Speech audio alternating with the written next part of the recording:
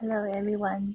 Today we are going to talk about the theory part of the MBTI stuff. And welcome. My name is Rita of the Shadow. And today, what we are going to cover is the 4 sides of the human mind, and as well as give you some brief explanation of the MBTI and the ego and the shadow, basically. So if you are here already, it means that you must have some ideas about the MBTI, but I will just briefly explain just in case for someone got here by accident. So MBTI stands for Myers-Briggs Type Indicator, and it is essentially a 4-letter system that represents 16 different mindsets or 16 different ways of life that we exhibit in some way. But it doesn't mean to put you in a box or anything like that. It just means that according to this test result or whatever, or according to your own analysis or the analysis of a professional, that they have deemed that it seems that you have a preference of utilizing a certain cognitive functions more as your primary and over the other functional stacks. So it is like saying that you have a red shirt, blue shirt, white shirt, and it seems that according to your answers, you prefer the red shirt or something like that. So it is by no means to put you to put a restriction on you to say that who you should be and how you should behave. No. It is to help you understand yourself and help you understand how you can engage with other people. And it is how we make decisions and gather information. It's our approach to life. So depends on what kind of test you take, and depends on how honest you were with yourself, and depends on which state of mind you were in when you take the test. It could have a limited accuracy, so the test result will only give you a ballpark of around 25 to 50% accuracy, and it is up to you to figure out kind of what your type really is, if you're really interested and you want to know more. So if you are still interested, I will explain about the 4 sides of human mind. And what it is essentially saying that there are 4 different states. Like for the computer people that may be able to understand this, it's like there are 4 different machine states, and depends on which state you are in, you can have a different personality, essentially. So there are 16 functional senses within a person, and number 1 to 4 sense belongs to the ego personality, or known as the conscious, and number 5 to 8 is the shadow, or the unconscious, which is the hidden side that other people don't see usually, and you might not even know yourself also. And 9 to 12 is the subconscious. So it is who you wish you were, but who you it's also completely opposite of you. And number 13 to 16 is called the superego, or how I understand it is essentially a person's dark side. It is where your sins and corruption exist, when you are bending on the self, when you turn into a totally darker, more evil self person altogether, which is like the moment when Anakin turned into the bad Anakin, or later on the Darth Vader. So going into the dark side. I'm not sure if this is the correct analogy, but this is the way I understand it. So next thing is each cognitive senses is a spectrum one can turn into. So everyone has all the cognitive functions. It's only the difference is that where one person may have a higher level in one cognitive senses and lower level of a different cognitive senses. And so it's all just all in different order, but everything is there essentially. So and the next thing is the typical analysis only consider either just the ego, top 4, or the ego in shadow.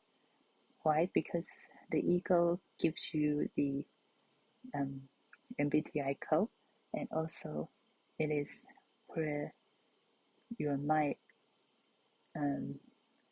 stays most of the time as an adult. That's why the ego is important, but it is also important to consider the shadow together, because in Jungian psychology, the ego plus the shadow, so the conscious and the unconscious together makes a person a complete personality.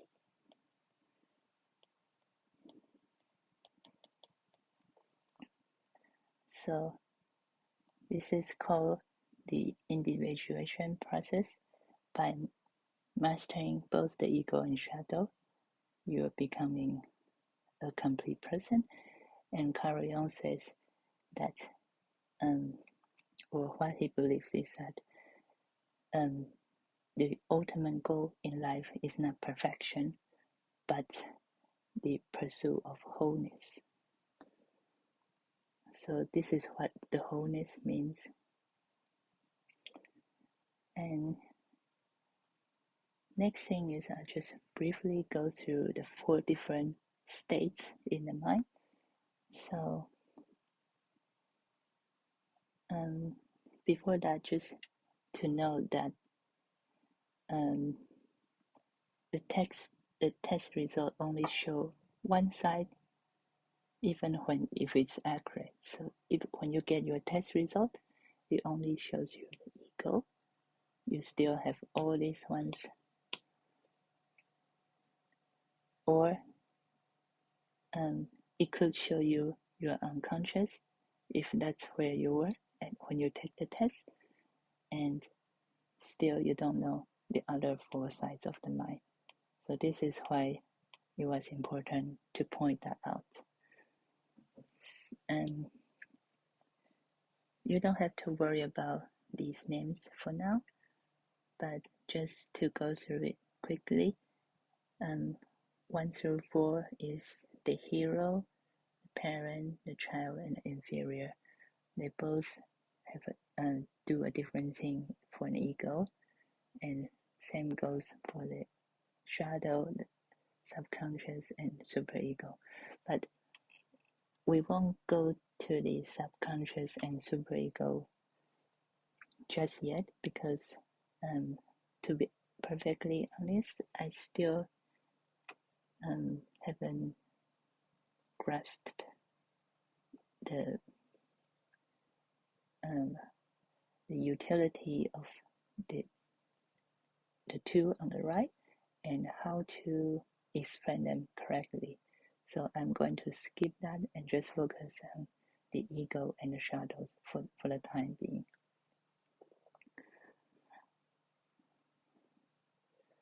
So the ego, as mentioned before, is where the person's consciousness is. But it is underdeveloped in children because when we were young, our ego still haven't fully formed yet. So as a result, children sometimes stays in their shadow personality more than their ego, especially if their developing ego is being suppressed by their environment, that is the family or the people they hang out with.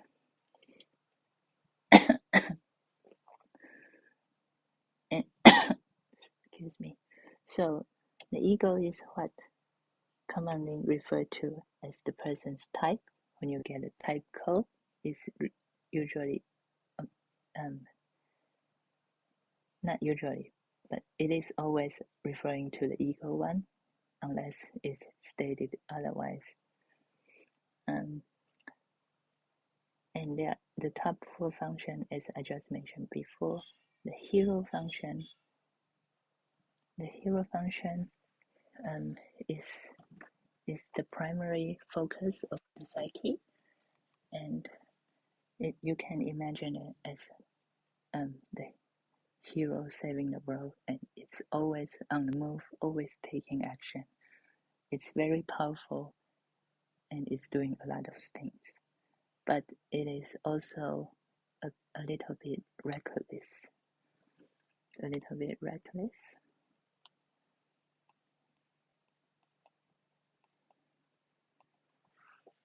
A bit hot-headed, and the parent function is what keeps the hero in check. It's the hero's girlfriend or something like that, and the parent's job is to protect the child. It's not necessarily their own child, but could be protecting someone else's child. But anyway, the parent protects the child, and it tells the hero when it goes out of control.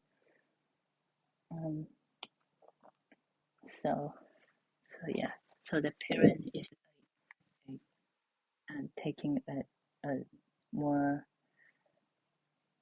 protector and controller kind of role, and the child is also on the move a lot, so it is also an active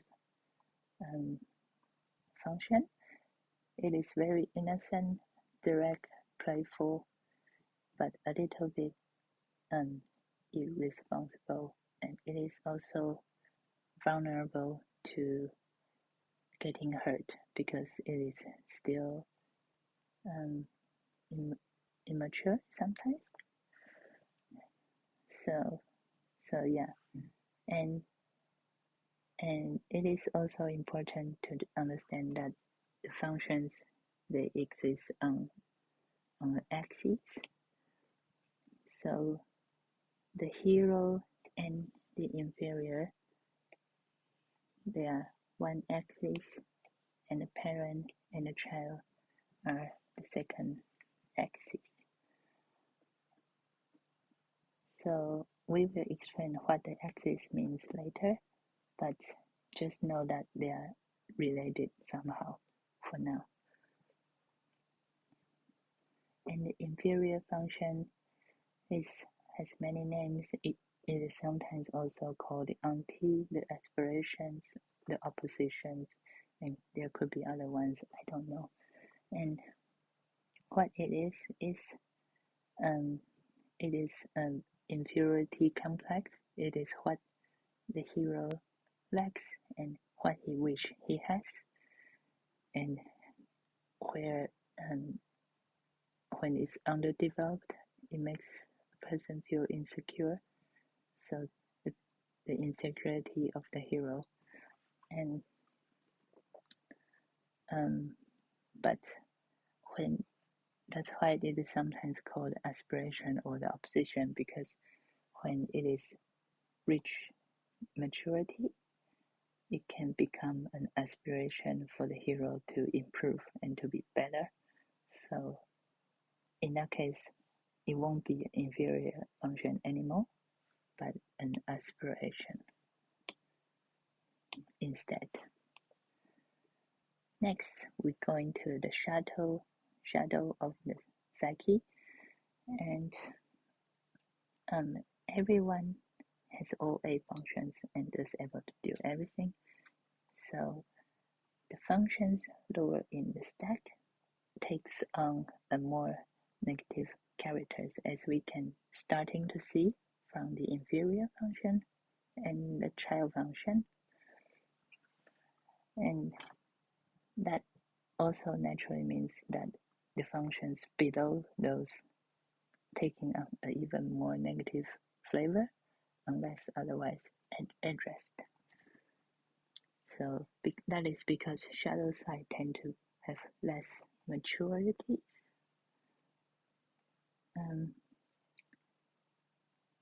Yeah, so that's why children stay in their shadow, because they are not yet mature, and in that case, the shadow function suits their needs.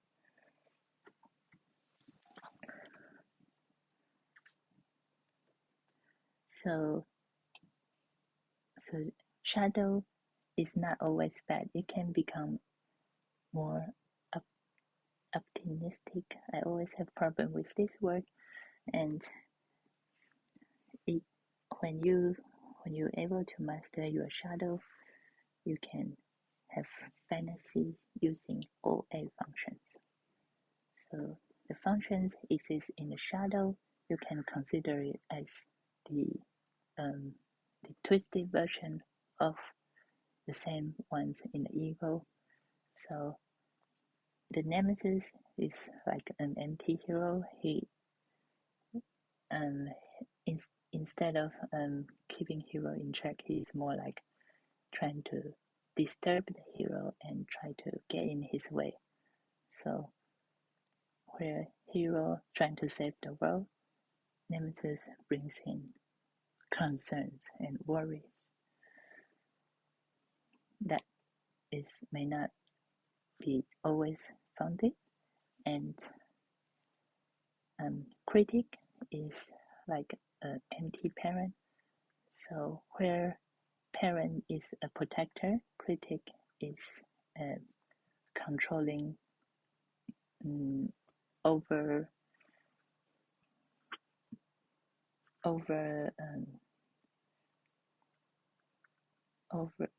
over reactive and over criticizing. That's why it's called the critic, because it is like taking that sense of protection too far, basically. And trickster is like an anti-child, so where a child is innocent and has their adorable side, the trickster is like an evil child. It's at that point they are kind of a bully, so they are unaware of what other people's needs are, and essentially they don't care. They're a bit selfish that way, and they have it says 10 frames per second here because it is quite low in the stack, so that means this use when it's in the trickster, usually the person is unaware of this function because they are not able to use that much at all. And demon is the last one in the stack, but it is sometimes it is more significant than the trickster because it is where the part that you don't want other people to find, basically, and you don't want to know about. So you pretend that it's not there, and it seems that the trickster is the last one, but actually there's one more, and when we get there, something bad may happen. That's what it means when you trigger someone's inner demon. And that's all for this episode. And for the next episode, we may start discussing the cognitive attitudes. What are the cognitive functions more in detail, and what axes there are. That's it for now. I hope I haven't confused you too much, and thank you for your patience. Bye.